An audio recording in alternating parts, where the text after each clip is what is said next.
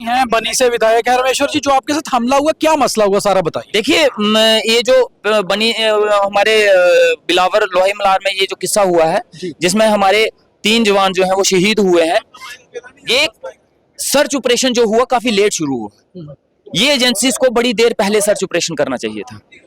मैं कंटिन्यूसली जब से असेंबली लगी है तब से आप भी मुझे देख रहे हैं, मैं हर एक मुद्दे को उठाता हूं।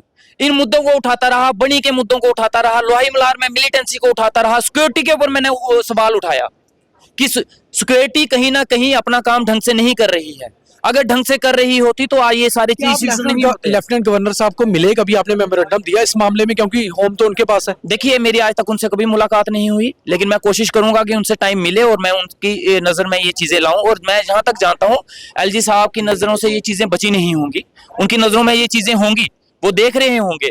और मैं चाहता हूं एलजी साहब, होम मिनिस्ट्री इसमें इन्वॉल्व हो। बनी लोहाई मलाहर एरिया में काफी ज्यादा मिलिटेंसी है जनाब, इसको सीरियसली लिए जाए। बनी लोहाई मलाहर एरिया में कुछ समय से मिलिटेंसी बढ़ रही है, हमारे लोग जो हैं वो मारे जा रहे हैं। जो लोकल स्पोर्ट है वहां मिलिटेंसी को आप मानते हैं सब? देखिए मैं यहाँ तक मैं ये नहीं बोल सकता कि लोकल इन्वॉल्वमेंट है या नहीं है। अगर कोई लोकल इन्वॉल्व है इस मिलिटेंसी में, मैं कहता हूं उसके ऊपर स्ट्रिक्ट एक्शन लिया जाए। ऐसा एक्शन लिया जाए कि वो एक एग्जांपल बन जाए, ताकि लोकल इन्वॉल्वमेंट कभी ना हो। लेकिन एक और चीज मैं आपको क्लियर कर देना चाहता हूं, जैसे हमारी अभी गर्मियों में हमारी सीजनल माइग्रेशन हो जाती है, ढोक में चले जाते हैं, जिनको हम उधारी बोलते हैं, वो पहाड़ियों पे होती हैं। उसमें और जो माइग्रेशन होती है उसमें हर एक कम्युनिटी का आदमी उन ढोक में जाता है। राजपूत भी होगा, ब्राह्मण भी होगा, गद्दी भी होगा, गुज्जर बकरवाल भी होंगे। और ये मिलिटेंट अभी उन्हीं पहाड़ों में छुपे हुए हैं। तब क्या करते हैं ये मिलिटेंट जो है, उनके ढोक में, उनके घरों में घुसते हैं, बंदूक के जोर पे वो लोग उनसे खाना भी लेते हैं, वो उनसे हर एक फैसिलिटीज लेते हैं। जब वो एक मिलिटेंट या एक बंदूक लिया हुआ आदमी गन पॉइंट पे किसी को बिठाता है तो वो उसको मजबूरन करना पड़ता है। ये हाथ से नहीं, सदियों से चलते आए हैं, और उनको मजबूरन डर की वजह से वो चीजें करनी पड़ती हैं। ये चीजें तभी रुक सकती हैं कि अगर टाइमली हमारी जो सिक्योरिटीज हैं, जितनी एजेंसीज हैं, वो उनको ढूंढे, उनको मारे, ताकि ये चीजें ना हो। दहशत है, बिल्कुल है। ये डर का माहौल दिन ब दिन बढ़ रहा है, ये कम नहीं हो रहा, क्योंकि एक के बाद एक लगातार ये चीजें हो रही हैं। आप पर किसने हमला किया? देखिए मैं इसके ऊपर ज्यादा नहीं जानना चाहूंगा कि किसने हमला किया है।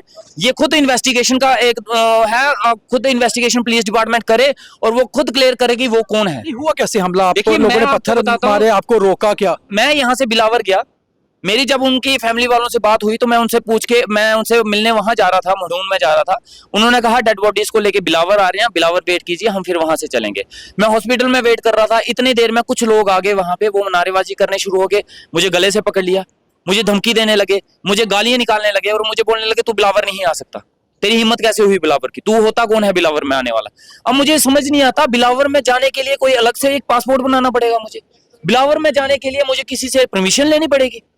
जहां जिनकी डिप्टी सीएम साहब कह रहे हैं उन्हें भी रोका गया, उन्हें बिल्कुल रोका गया, उनको रोका गया, चौधरी लाल सिंह जी को रोका गया, मनोहर लाल जी को रोका गया। रोक रहा है ये पुलिस एडमिनिस्ट्रेशन रोक रही है। वो बार बार उन्होंने रोका कि अब वो क्यों रोक रही है उसका जवाब वही दे सकते हैं, लेकिन उनसे मिलने का हक सभी का है। मेरे रिश्तेदार थे, कई रिश्तेदार उनके थे जिनको और नहीं जाना थे, मेरे रिश्तेदार थे, मेरे रिश्तेदार चलो नहीं होते तो क्या मैं तब नहीं जा सकता था मिलने वहां पे?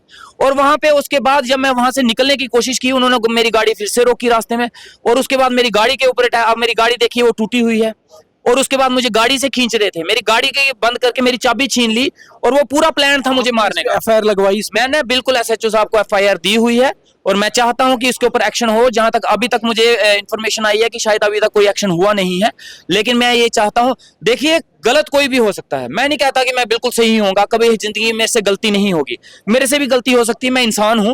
अगर मेरे से गलती होती है तो अभी सबको डेमोक्रेटिक राइट है कि वो प्रदर्शन कर सकता है, लेकिन प्रदर्शन के तौर पर आप किसी को मारोगे, किसी को माँ बहन की गालियां निकालोगे? मेरी मदर फादर जो है, आप सियासत देख रहे हैं, मदर फादर वहां जाना चाहते थे, हमारे रिलेटिव है, लेकिन नहीं जा पा रहे। अब मुझे खुद उनको वहां भेजने में डर लग रहा है कि मैं उनको भेजूं या नहीं भेजूं।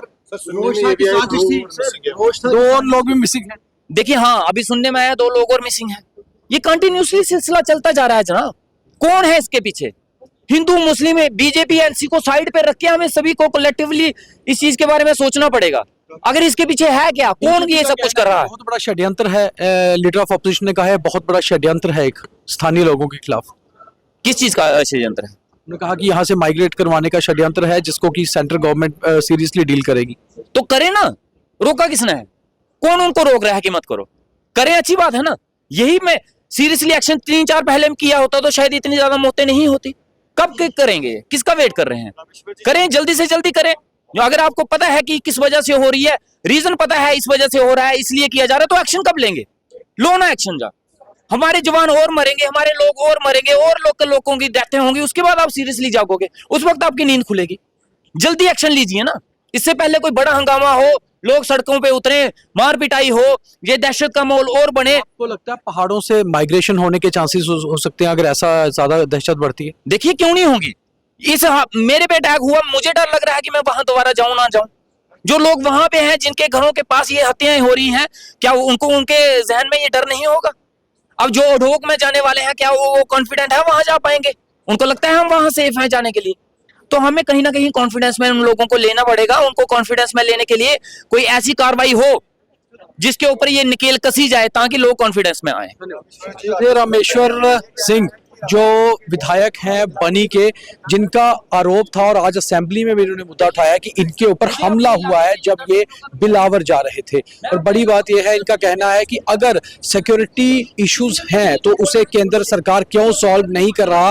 और इन्होंने पहले से ही ये मामला उठाया था कई बार कि कहीं ना कहीं आतंकी मौजूद हैं आज भी बिलावर और बनी इलाके में, मगर सिक्योरिटी उनको अभी प्रॉपरली डील नहीं कर पा रही। दीपक खजूरिया, कैमरा पर्सन गगनदीप सिंह के साथ।